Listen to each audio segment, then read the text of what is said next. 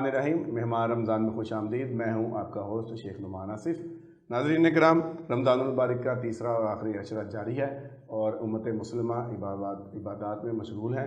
लैलतुल क़द्र की रातें भी आ गई हैं और आज का हमारा मौजू भी लैलतुल क़द्र है। इस मौजू पे बात करने के लिए हमारे साथ मौजूद हैं कारी एहसान अली चिश्ती साहब, जो इस मौजू पे बात करेंगे और उनको अपने प्रोग्राम में खुश आमदीद भी कहते हैं और आपका शुक्रिया भी अदा करते हैं कि आपने अपने कीमती वक्त से टाइम निकाला। हज़रत लैलतुल क़द्र के हवाले से आज हम बात करेंगे। सबसे पहले नाज़रीन को ये बताएं कि लैलतुल क़द्र की जो फजीलत है वो क्या है। अऊज़ु बिल्लाहि मिनश शैतानिर रजीम, बिस्मिल्लाहिर्रहमानिर्रहीम। नहायत मशकूर हूँ कि TNA न्यूज़ ने दूसरी मरतबा बंदा नचीज़ को मौका दिया कि लैलतुल क़द्र जैसी अज़ीम जो रात है उस पर गुफ्तगू की जाए। तो आपने बहुत ही नहायत अहम सवाल जो है वो किया है।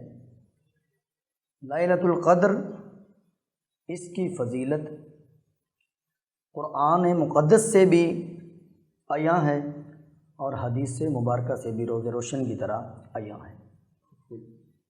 सबसे पहले हम कुरान से पढ़ते हैं। पारा नंबर 30 सूरह क़द्र। अल्लाह तबारक तआला नाज़िल फरमाए, बिस्मिल्लाहिर्रहमानिर्रहीम, इन्ना अंज़लनाहु फ़ी लैलतिल क़द्र वमा अदराका मा लैलतुल क़द्र लैलतुल क़द्रि खैरुम मिन अल्फ़ि शहर तनज़्ज़लुल मलाइकतु वर्रूहु फ़ीहा बिइज़्नि रब्बिहिम मिन कुल्लि अम्र सलामुन हिय हत्ता मत्लइल फ़ज्र। कुरान मुक़द्दस की इस सूरत की एक एक आयत सूरह क़द्र की फजीलत को रोज़ रोशन की तरह यहाँ करती है। इसमें पहली आयत है कि इन्ना अंज़लनाहु फ़ी लैलतिल क़द्र, कि हमने कुरान मुक़द्दस को इस कद्र वाली रात में नाजिल किया। सवाल पैदा ये होता है कि हमने उलमा से सुना है कि कुरान मुक़द्दस तो बतदरीजन आहिस्ता आहिस्ता नाजिल हुआ। कुछ आयात मक्का में नाजिल हुई, कुछ मदीना में नाजिल हुई। इस वजह से मौका की मुनासबत जैसा होता था, कुछ सूरतें मक्की हैं, कुछ मदनी हैं। और ये हमारे नबी पाक सल्लल्लाहु अलैहि वसल्लम का ही खासा है।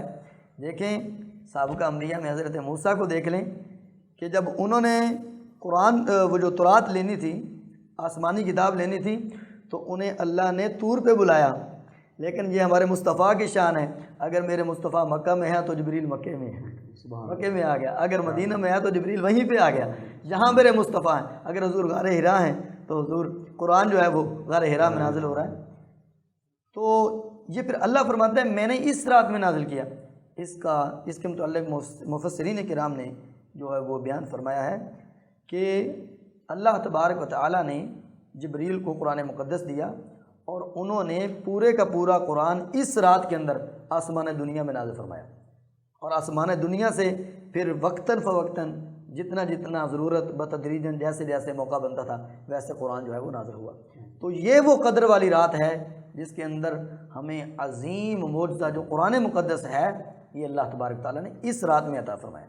इसके बाद है लैलतुल क़द्रि खैरुम मिन अल्फ़ि शहर, कि पहले सवाल किया वमा अदराका मा लैलतुल क़द्र, कि तुम क्या जानो लैलतुल क़द्र है। लैलतुल क़द्र खैरुम मिन अल्फ़ि शहर, कि लैलतुल क़द्र है 1000 महीनों की इबादत से अफजल। इसके अंदर जो बंदा इबादत कर लेता है, जो लैलतुल क़द्र को पा लेता है, उसको 1000 महीनों की इबादत का सवाब अदा किया जाता है। ये इसका शान नुज़ूल कुछ इस तरह है कि हुज़ूर अलैहिस्सलातु वस्सलाम ने साबिक़ा उम्मतों में से कुछ एक फ़र्द का ज़िक्र किया कि वो अल्लाह का इतना नेक बंदा था, वो 1000 महीने अल्लाह के रस्ते में वो हथियार सजाए रखा, यानी जहाद में मसरूफ़ रखा। और बाद ने ये कहा है कि वो दिन को रोज़ा रखता, रात को क़याम करता और सारा दिन अल्लाह के रस्ते में जहाद करता। अब जब ये बात हुज़ूर अलैहिस्सलातु वस्सलाम सहाबा इकराम रिदवानुल्लाहि अजमाइन जो थे उनको बता रहे थे, तो सहाबा इकराम रिदवानुल्लाहि अजमाइन के दिल में बड़ी ये बात आई कि या रसूलल्लाह सल्लल्लाहु अलैहि वसल्लम, हमारी तो उम्मतें जो हमारी उम्रें वो बड़ी कलील हैं। जो साबिक़ा उम्मतें हैं उनकी तो उम्र बहुत ज़्यादा थी। एक रवायत के अंदर आता है कि हज़रत मूसा के पास एक बीबी आ गई, कहने लगी कि मूसा आप दुआ कीजिए मेरे बच्चे जल्द फौत हो जाते हैं। अच्छा, جس طرح ہمارے یہاں روٹین میں کوئی 1 سال کا بچہ فوت ہو جاتا ہے، 6 ماہ کا ہو جاتا ہے، چھوٹی عمر میں چلے جاتے ہیں، 7 سال تک بچے کا، 10 سال تک بچے جی، تو وہ کہتی ہیں کہ میرے بچے جو ہے نا وہ جلد فوت ہو جاتے ہیں۔ تو حضرت موسیٰ نے کہا ابھی کتنی عمر؟ کہنے لگی یہی کو 1000 کو سال زندہ رہتے ہیں، اب یہ ان کی کم عمر ہے، اب اندازہ لگائیں وہ کتنی عمریں ہوں گی۔ تو صحابہ کے دل میں یہ بات آئی کہ ان کی تو عمریں زیادہ تھیں، انہوں نے اتنی نیکیاں کما لی، یا رسول اللہ ہم تو بنی اسرائیل سے پیچھے رہ جائیں گے۔ تو پھر اللہ تبارک و تعالیٰ نے آسمانوں سے سورہ قدر نازل فرمائی، فرمایا پیارے حبیب آپ پریشان نہ ہو، نہ آپ کی امت پریشان ہو، جو بندہ لیلۃ القدر کو پالے گا اللہ تبارک و تعالیٰ اس کو 1000 مہینوں کی عبادت کا ثواب عطا فرما دیتا ہے۔ یعنی کہ شارٹ کٹ بھی ہے، یہ ڈھونڈ لو جنت جانے کا۔ حضور علیہ الصلوۃ والسلام نے لیلۃ القدر کی تعیین نہیں فرمائی، یہ کون سی رات ہے، اس میں بھی ایک حکمت تھی۔ اور اللہ تبارک تعالیٰ ان اللہ علیم حکیم، وہ تو حکمتوں والا ہے، وہ جاننے والا ہے۔ تو جس طرح اللہ تبارک و تعالیٰ نے اپنی رضا نہیں بتائی کہ میں کس بات پہ راضی ہوتا ہوں، بہت سارے ہمیں اعمال بتا دیے، روزہ ہے اس سے بھی راضی ہوتا ہوں، نماز سے بھی راضی ہوتا ہوں، حج سے بھی راضی ہوتا ہوں، زکوٰۃ سے بھی راضی ہوتا ہوں، اپنے بندوں کے ساتھ پیار کرنے والوں سے بھی راضی ہوتا ہوں، رستے میں تم کو چیز نقصان دہ پڑی ہے اس کو ہٹا دو، اس سے میں راضی۔ اب پتہ نہیں اللہ کس بات پہ راضی ہے، وجہ کیا تھی؟ یعنی کہ میرا بندہ بس میری رضا ہی تلاش کرتا رہا، یہ نہیں بتایا کہ بس اس عمل میں میری رضا ہے، نہیں، اب اس بات کو پوشیدہ رکھا۔ اسی طرح اللہ نے گناہ کا بھی نہیں بتایا کہ میں کس گناہ سے زیادہ ناراض ہوتا ہوں۔ چھوٹے سے چھوٹا گناہ اگر کرو گے تو اللہ فرماتا ہے میں اس کو بھی تمہارے اس چھوٹے گناہ کی وجہ سے بھی تجھ کو جہنم میں ڈال سکتا ہوں، تو لہٰذا وہ تمہیں جہنم میں لے جانے کا، ایسے کوئی نیکی بھی جنت میں جانے کی سبب بن سکتی ہے۔ جی بالکل، چھوٹی سے چھوٹی نیکی جو ہے تو اللہ مقصد ہے دنیا میں آنے کا کہ اللہ تبارک تعالیٰ کو راضی کرنا۔ وہ رمضان کا مہینہ ہے، وہ قرآن ہے، وہ نماز ہے، وہ حج ہے، وہ روزہ ہے، تو اس کے اندر بھی حکمت پوشیدہ تھی۔ پھر اللہ تعالیٰ نے اپنے ولی جو ہیں پسندیدہ بندے ہیں ان کو مخفی رکھا ہے، نہیں بتایا کہ یہ میرا بندہ اپنا پسندیدہ ہے۔ کیوں؟ کیونکہ ہر مشرف المخلوقات اپنے دوسرے مومن بھائی کا احترام کرے، دوسرے میں کہ پتہ نہیں میں تو گناہ گار ہوں، پتہ نہیں یہ جو ہے یہ مجھ سے افضل اللہ کی بارگاہ میں، وہ رنگ کو نہیں دیکھے گا، وہ ہونٹ کو نہیں دیکھے گا۔ حضرت بلال حبشی کی مثال دیکھ لیں، رنگ کالا ہے، ہونٹ موٹے ہیں، لیکن ان کی جو فضیلت ہے وہ سبحان اللہ۔ تو ہر صحابی جو ہے اس کی فضیلت اپنی جگہ، بلال کی تو کھجور بھی، وہ عجوہ کھجور بھی واقع ہے۔ تو وہ حضور علیہ الصلوۃ والسلام کے جتنے بھی صحابہ ہیں اور قیامت تک آنے والے لوگ ہیں، ہمیں بتایا گیا ہے کہ ہم کسی کا مذاق نہ اڑائیں، کسی کے جو ہے وہ نک نیم جو ہیں وہ نہ لیں۔ اللہ تعالیٰ نے بڑی وعید فرمائی ہے پارہ نمبر 26 سورہ حجرات میں، اللہ فرمایا وَلَا تَنَابَزُوا بِالْأَلْقَابِ، جس طرح ہم نام رکھا ہے محمد احمد، اور اتنا پیارا نام ہے، کائنات میں ایسے جیسا نام ہی کوئی نہیں کہ محمد اور احمد، ہم اس کو بگاڑ کر مندور آ کے دیتے ہیں، یا پھر اس کو افضل کو فضلو کر دیا، رضا کو ذاکا کر دیا، جس طرح بھی کر دیتے۔ تو اللہ فرماتا ہے وَلَا تَنَابَزُوا بِالْأَلْقَابِ، ہرگز ایک دوسرے کے جو القابات ہے برے ان کے نام، اور کسی کا دل نہ دکھاؤ۔ تو اللہ تعالیٰ نے اپنی رضا کو پوشیدہ رکھا۔ اسی طرح اللہ تبارک و تعالیٰ نے لیلۃ القدر جو ہے اس کی بھی تعین اٹھا لی۔ اب یہ سوال پیدا ہو گیا، اب حضور کو تو پتہ ہونا چاہیے تھا، میرے آقا کریم رؤوف رحیم صلی اللہ علیہ وسلم، آپ کو تو پتہ ہونا چاہیے تھا۔ حضور فرماتے ہیں مجھے دکھائی گئی لیلۃ القدر، پھر بلا دی گئی، اور اس میں بھی حکمت ہے۔ فقہاء نے لکھا ہے، نبی پاک صلی اللہ علیہ وسلم نے اس کی کوئی نشانیاں بھی بیان کی ہوگی، وہ ہم بعد میں کرتے ہیں، جیسے کہ حضور علیہ الصلوۃ والسلام نے فرمایا کہ لیلۃ جو قدر ہے یہ مجھے بتائی گئی تھی، دکھائی گئی تھی، پھر مجھے بلا دی گئی، پھر مجھے اگلے سال دکھائی گئی، پھر مجھے بلا دی گئی، تو اس میں حکمت ہے۔ مفسرین کرام نے اس کے اندر لکھا، فقہاء نے لکھا، اس کی وجہ یہ تھی حضور کی یہ شان ہے وما ارسلناک الا رحمۃ للعالمین، آپ کی جو شان ہے تمام جہانوں کے لیے آپ رحمت ہے۔ اگر حضور علیہ الصلوۃ والسلام کو یہ پتہ ہوتا، اگر آپ نہ بتاتے تو یہ آپ کی رحمت کے منافی تھا، اور بتانا مقصود نہیں تھا، یہ اللہ کی حکمت کے مطابق تھا۔ تو اس لیے حضور علیہ الصلوۃ والسلام کو یہ جو تعین تھی، اور یہ ہماری بھی اس میں کچھ کوتاہی ہے، لڑائی کا وبال۔ حضور علیہ الصلوۃ والسلام فرماتے ہیں کہ میں تم کو لیلۃ القدر دینے کی خبر، لیلۃ القدر کب ہے وہ میں خبر دینے آ رہا تھا، تو میں نے 2 شخصوں کو لڑتے ہوئے دیکھا، جس کی ان دونوں کی لڑائی کی وجہ سے، اس جھگڑے کی بنا پر مجھ سے وہ لیلۃ القدر جو ہے وہ پوشیدہ کر دی گئی۔ تو دیکھیں کتنی بڑی عظمتوں والی رات ہے، یہ ہمارے لڑنے اور جھگڑنے کی وجہ سے بھی ہم سے گئی ہے۔ انسان لڑے گا، تو پتہ چلا کہ لڑائی جھگڑا انسان کو نہیں کرنا چاہیے، ہمیں معاشرے کے اندر بھی امن سے رہنا چاہیے، ایک دوسرے سے لڑنا جھگڑنا نہیں چاہیے۔ بہت خوب۔ اچھا حضرت، یہ لیلۃ القدر کی جو رات ہے یہ آخری عشرے میں ہی متوقع ہے، اور اس میں کون کون سی نشانیاں نبی پاک صلی اللہ علیہ وسلم نے بتائی ہیں؟ مثلا طاق رات بھی کہا جاتا ہے، طاق رات کا مطلب ہے 21 ہو سکتی ہے، 23 ہو سکتی ہے، 25، 27، 29، 5 راتوں میں زیادہ تر کہا جاتا ہے، اور سب سے زیادہ فضیلت جو 27ویں رات کی جو بیان کی جاتی ہے، اس پہ تھوڑے سے روشنی فرمائیں۔ بسم اللہ الرحمن الرحیم۔ ماشاء اللہ آپ نے بہت اچھا سوال کیا ہے کہ حضور علیہ الصلوۃ والسلام نے رمضان المبارک کے آخری عشرہ میں اعتکاف کیا، اور اس اعتکاف کا مقصد یہ تھا کہ میں لیلۃ القدر کو تلاش کروں اور اپنی امت کے لیے آسانیاں پیدا کروں۔ اگر حضور علیہ الصلوۃ والسلام اپنی امت کے لیے آسانیاں پیدا نہ کریں تو پھر یہ آپ کی شان رحیمی کے خلاف۔ حضور نے بہت سارے ایسے اعمال ہیں کہ جس میں ہماری امت کے لیے حضور علیہ الصلوۃ والسلام نے ان کو بند کیا تاکہ میری امت جو ہے وہ اس کے لیے وہ پریشانی والا معاملہ نہ ہو جائے۔ یہ نمازوں کی مثال لے لیں، معراج کی رات 50 نمازیں جو ہیں وہ ہمارے اوپر فرض تھیں، تو حضرت موسیٰ کہتے یا رسول اللہ امت بڑی گناہ گار ہے، اور حضور واپس چلے جاتے، ہر بار جاتے تو 5 معاف ہو جاتی، جب آخری بار آئے تو حضور فرماتے ہیں اب مجھے اپنے رب کے سامنے جانے سے حیا آتی ہے، اگر میں جاؤں تو اللہ میرا اور بھی کم کر دے گا، لیکن اب مجھے حیا آتی ہے کہ میری امت اتنی ندار ہے کہ 5 بھی نہ پڑھ سکے، تو یہ بھی ہمارے اوپر ایک۔ تو حضور علیہ الصلوۃ والسلام یہ جو آخری عشرہ ہے اس کے اندر اعتکاف کی خاص اہتمام فرمایا کرتے، اور کبھی بھی حضور علیہ الصلوۃ والسلام نے اعتکاف کو وہ جو ہے نا وہ اس سے اعتراض نہیں کیا۔ جیسے کہ صحابہ فرماتے ہیں کہ حضور علیہ الصلوۃ والسلام کسی عذر کی وجہ سے اگر وہ کہیں باہر گئے ہیں تو اعتکاف نہیں کر سکے، تو اگلے سال حضور نے 20 روز کا اعتکاف کیا۔ مقصد کیا تھا کہ لیلۃ القدر کو تلاش کرنا۔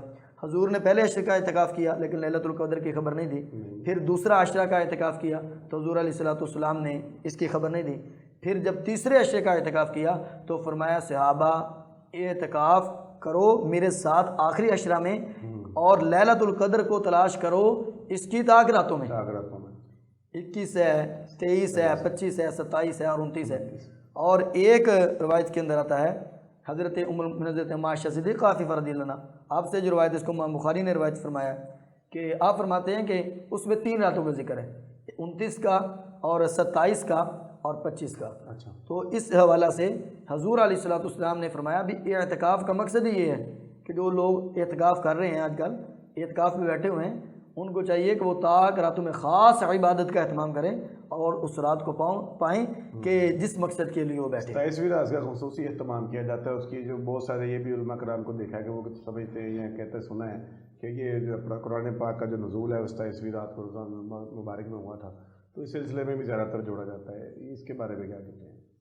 فقہاء نے اور صحابہ اکرام رضوان اللہ اجمعین میں سے حضرت ابی بن کعب رضی اللہ عنہ آپ جو ہیں آپ بھی اس بات کے قائل ہیں کہ جو لیلۃ القدر ہے یہ 27ویں ہی کی رات ہے، اور فقہاء میں سے حضرت امام احمد بن حنبل آپ کا یہ موقف ہے کہ یہ جو لیلۃ القدر ہے یہ 27 ہی کی رات ہے، اور اس میں بعد میں احناف کے اندر حضرت امام اعظم ابو حنیفہ حضرت نعمان بن ثابت آپ جو علیہ رحمہ آپ سے بھی یہ جو روایت ہے کہ یہ جو لیلۃ القدر ہے یہ 27 میں ہی ہے، اور شوافع میں بھی بعض جو فقہاء ہیں ان کا یہ نظریہ ہے کہ لیلۃ القدر جو ہے وہ 27 میں ہے، اور انہوں نے اپنی اپنی دلائل جو ہے وہ نقل کی ہیں۔ ایک میں آپ کو نقل کر دیتا ہوں، وہ فرماتے ہیں کہ اللہ تبارک و تعالیٰ کو 7 کے عدد سے بڑا پیار ہے۔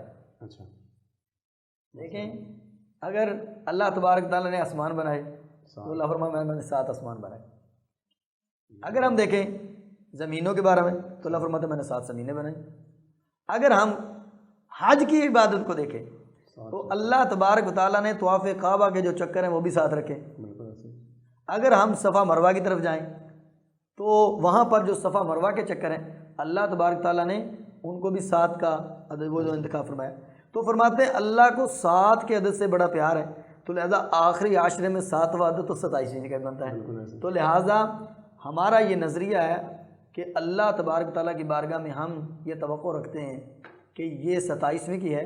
باقی حضور علیہ الصلوۃ والسلام کی حدیث جو مبارکہ ہیں ان میں حضور علیہ الصلوۃ والسلام نے اس کی نشانیوں میں سے یہ حضرت ابی بن کعب جو ہیں آپ ہی یہ نشانی بیان فرماتے ہیں جو 27ویں کے قائل ہیں.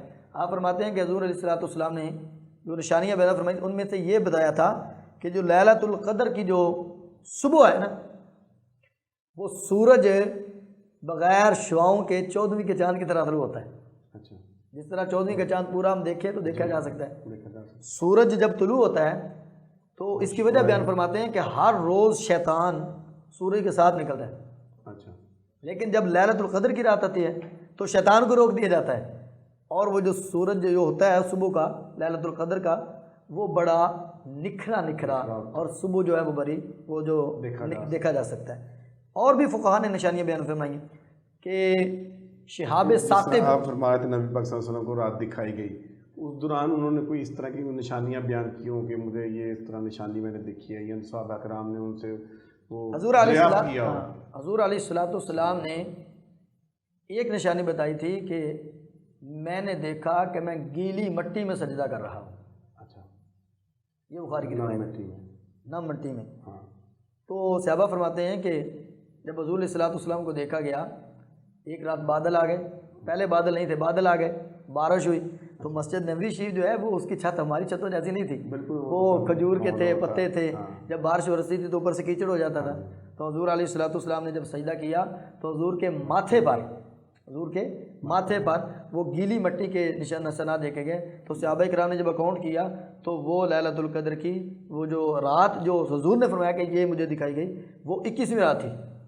تو تعیین حضور نے نہیں فرمائی لیکن فقہا نے اور آگے نشانیوں کو دیکھ کر اور بعض نشانیوں میں شہاب ثاقب میں عرض کرنے لگا تھا کہ جب شیطان آسمان کے پاس جاتے ہیں اور کلام کرنے کی سننے کی کوشش کرتے ہیں تو ایک ستارہ آسمان سے وہ نکلتا ہے.